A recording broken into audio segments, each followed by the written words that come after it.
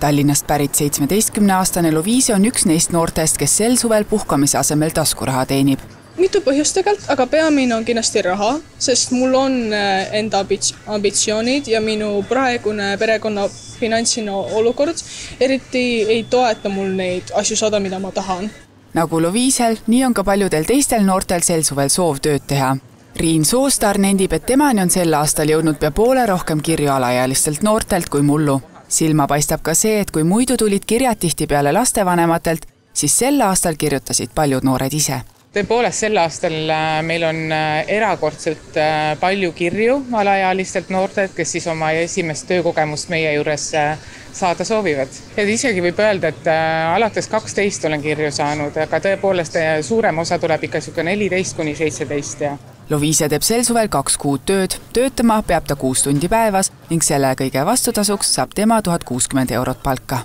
Mis need soovid ja unistused sul siis on? No arvuti ja siis ma samuti soovin osta oma sõpradele sünnipäevaks neile kingid, mis on nende väärilised. Mida arvavad just äsja põhikooli lõpetanud noored suvel lisaraha teenimisest?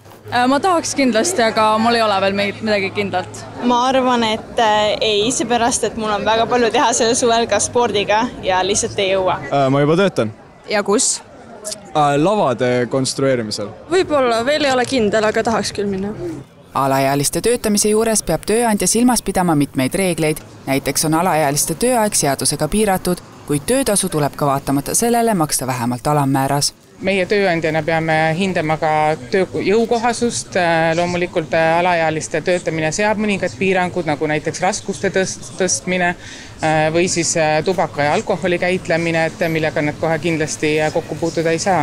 Kuna alaealised soovivad tihtipeale tööle minna näiteks kohvikutesse või restoranidesse, kus müüakse ka alkoholi, siis hetkel nad tegelikult seal töötada ei võiks, kuna alkoholi alaealine käitleda ei tohi. Küll aga arutatakse selle üle nüüd ministeeriumis, et äkki natukene neid reegleid muuta, et alaealised saaksid ka näiteks neid alkoholilette täita. Lisaks arutas Majandus- ja Kommunikatsiooniministeerium hiljuti huvirühmadega, kas võiks lubada alaealistel suvevaheajal senisest rohkem töötada. Praegu võib seaduse järgi alaealine töötada kuni pool enda suvevaheajast. Uue ettepaneku kohaselt võiks töötamise aeg pikeneda, tingimusel, et noor saab vähemalt 4 nädalat puhata. Kindlasti on tähtis meeles pidada, et tasuta proovipäev ei ole ning alati tuleks sõlmida tööleping. Meil on väga palju selliseid näiteid, kus inimene teeb lepingust tulenevalt, mida näiteks ei ole olnud, rohkem töötunde. Siis öeldakse tööandja poolt töötajatele, et meil on vaja talveks varuda ja olla valmis keerulisteks perioodideks, mis tõttu ei maksta kogu summat välja, mis algselt kokku oli lepitud.